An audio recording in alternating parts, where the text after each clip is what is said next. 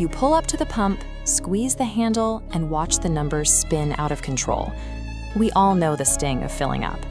When the cost of those gallons spikes, it drags the price of everything else up. Economists call this fossilflation, a phenomenon where the rising cost of fossil fuels dictates the inflation of all other goods. The floor for all these costs is the price of unrefined crude oil.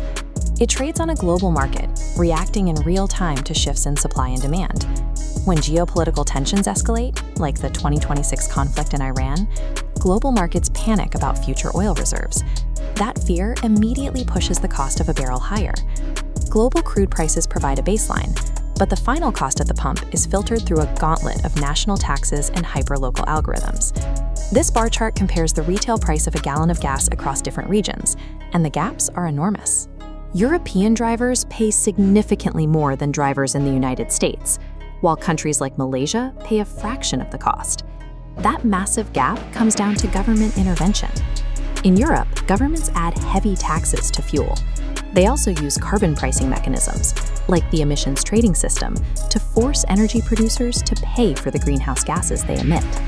As these climate policies roll out, consumers worry about greenflation, the idea that shifting to renewable energy and taxing carbon is the primary driver of high prices. These four charts track the impact of energy costs on inflation. Look at crude oil. A price shock triggers a massive spike. Now look at carbon pricing. The impact is flat or negative. Fossil fuels drive inflation. National governments know this. They use heavy fuel taxes not just to raise revenue, but to deliberately make fossil fuels expensive enough to change consumer behavior and push drivers toward alternatives. Developing nations often take the opposite approach. Instead of taxing fuel to reduce consumption, they spend billions to subsidize it, keeping the pump price artificially low to isolate their citizens from wild swings in the global market. These subsidies are incredibly expensive, but governments treat them as a mandatory cost of doing business. Cheap gas buys political peace. But when national budgets stretch too thin and those subsidies are removed, the resulting shock is violent. In Nigeria, the government abruptly ended fuel subsidies to save billions. Pump prices doubled overnight, triggering massive strikes, protests, and nationwide chaos. This instability crosses borders. Mexico experienced similar mass unrest and fierce protests when the government stepped back and let gasoline prices spike. Governments are ultimately trapped by the pump. Attempts to control this volatile market drain budgets, and attempts to let it go often ignite national crises. Even if global oil markets calm down and national taxes stabilize, you still have to deal with the final filter. Picture two competing gas stations sitting on the same street corner. Those local stations use algorithmic software to engage in intraday price discrimination. They constantly adjust their prices hour by hour, targeting specific types of drivers based on when they hit the road. This graph tracks gas prices over a single day. Notice the sharp peak at 7 a.m. Commuters are rushing, so algorithms extract maximum profit. By 7 p.m., prices drop into a deep valley as stations fiercely compete for evening bargain hunters. Standard everyday stations employ these pricing models every day, using software to track and exploit the commuter rush in real time.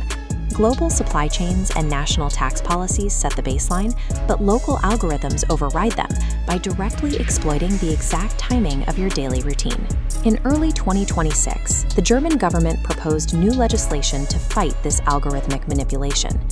They wanted to legally limit gas stations to exactly one price increase per day. Economists quickly built spatial competition models to figure out how stations would react. If you can raise prices once a day, when is the best moment to do it? Modeling this restriction reveals a counterintuitive reality. The most profitable hour for the allowed price hike is exactly 11 a.m. But an 11 a.m. reset means stations can't drop evening prices without ruining morning profits. The result? The price line snaps perfectly flat. Attempting to fix the algorithm creates a new set of winners and losers. Morning commuters catch a break with lower prices, but evening bargain hunters are suddenly penalized with higher costs. The pump is a rigged gauntlet of global wars, national budgets, and predatory local algorithms.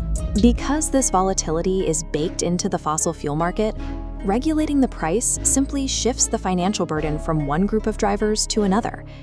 To stop being a pawn in this cycle, the only move left is to stop using the commodity driving it.